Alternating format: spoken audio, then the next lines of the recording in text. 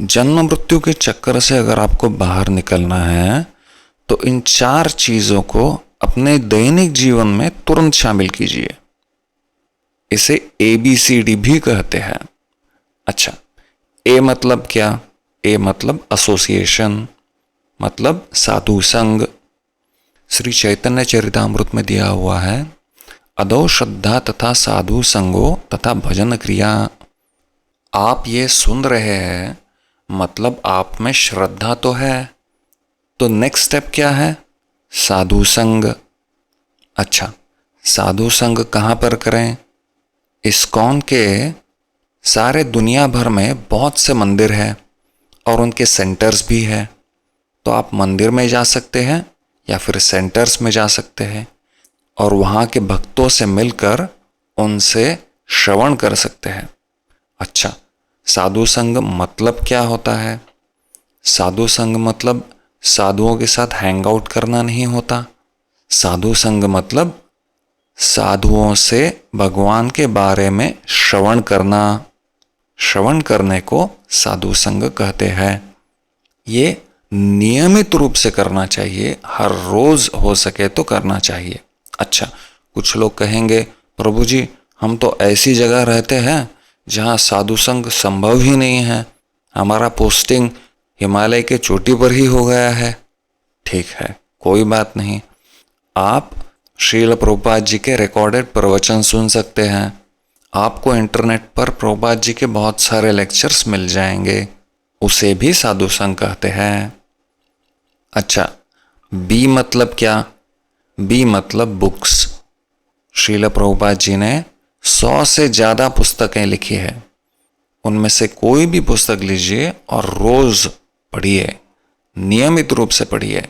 जैसे श्रीमद् भगवद गीता है और श्रीमद् भागवतम है। भगवान के ग्रंथों को नियमित रूप से पढ़ना चाहिए। श्रील प्रभुपाद जी के कुछ छोटे पुस्तक भी हैं, आप वो भी पढ़ सकते हैं। छोटे पुस्तक है इसका मतलब ये नहीं है कि उनका महत्व कम है, ठीक है ना? आप कुछ भी पढ़ सकते हैं, बस रोज पढ़िए। श्रील प्रभुपाद जी के पुस्तक आपको किसी भी इस्कॉन सेंटर में मिल जाएंगे। अच्छा, सी मतलब चैंटिंग। चैंटिंग युग धर्म है। ये श्री चैतन्य चरितामृत का श्लोक है। इसमें बताया है, हरेर नाम हरेर नाम हरेर नाम, 3 बार बताया हुआ है। हरि का नाम हरि का नाम हरि का नाम, एव केवलम, सिर्फ यही है।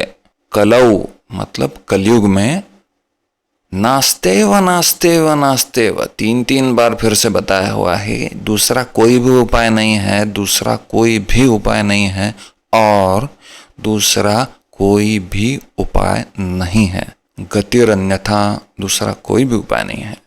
तो हरिनाम यह युग धर्म है। हर युग का एक धर्म होता है और कलयुग का हरिनाम है और हमें वह संख्या पूर्वक करना चाहिए। संख्या पूर्वक नाम गान, हमारे आचार्यों ने भी संख्या पूर्वक नाम गान करने के लिए कहा है। कैसे करेंगे? जपमाला पर, कोई भी जपमाला लीजिए। अगर आपके पास जपमाला नहीं है, शुरुआत में आप माला की जगह कागज कलम से भी गिन सकते हैं। अच्छा, एक माला में 108 मणि होते हैं। हर मणि के ऊपर हरे कृष्ण कृष्ण कृष्ण हरे हरे, हरे राम राम राम हरे हरे, ये महामंत्र एक बार बोलना है। मन में करना चाहिए या बोलकर करना चाहिए? बोलकर करना ज़्यादा बेहतर होता है, बोलकर कीजिए। तो एक माला में 108 बार आप महामंत्र का जप करेंगे। ऐसी हर रोज आपको 16 माला करना है। एक माला को आपको लगभग 7 से 10 मिनट तक लग सकते हैं। करीबन 2 घंटे में आपकी 16 माला हो जाएंगी। अच्छा, कुछ लोग कहेंगे प्रभु जी 16 माला तो बहुत हो गए, तो धीरे धीरे शुरू कीजिए।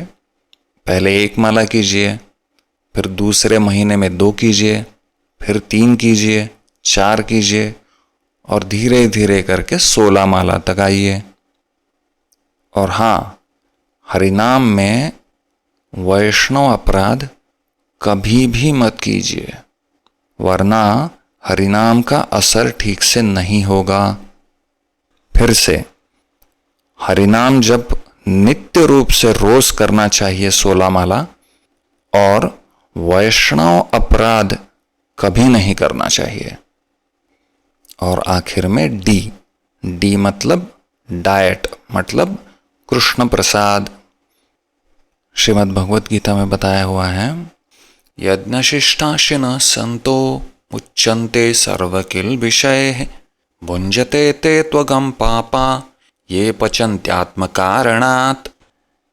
यहाँ बताया गया है, भगवान के जो भक्त हैं, जो भी खाते हैं वो पहले भगवान को अर्पण करते हैं और फिर प्रसाद के रूप में उसे स्वीकार करते हैं। लेकिन अगर कोई ऐसा नहीं करता, मतलब जो कृष्ण प्रसाद के अलावा कुछ लेता है, खाता है, वह केवल पाप ही खाता है।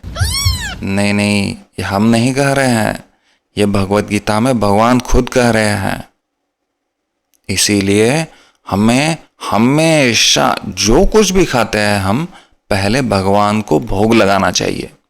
अच्छा, भोग कैसे लगाना चाहिए?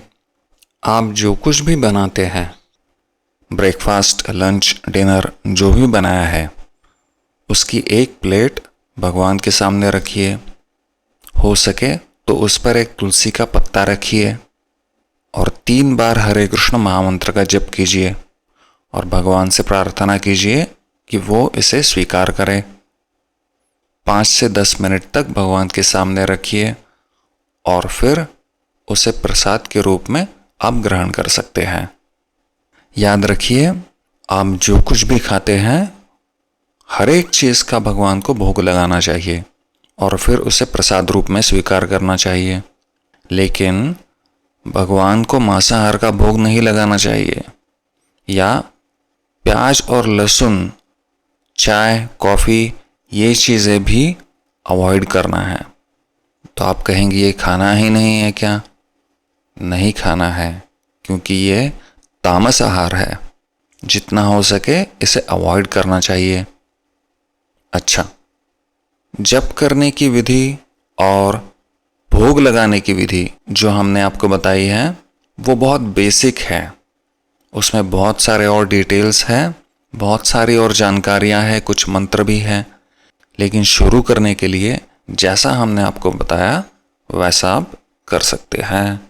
फिर धीरे धीरे करके आप जब भक्तों का संग करेंगे तो वो आपको बाकी के मंत्र भी बताएंगे।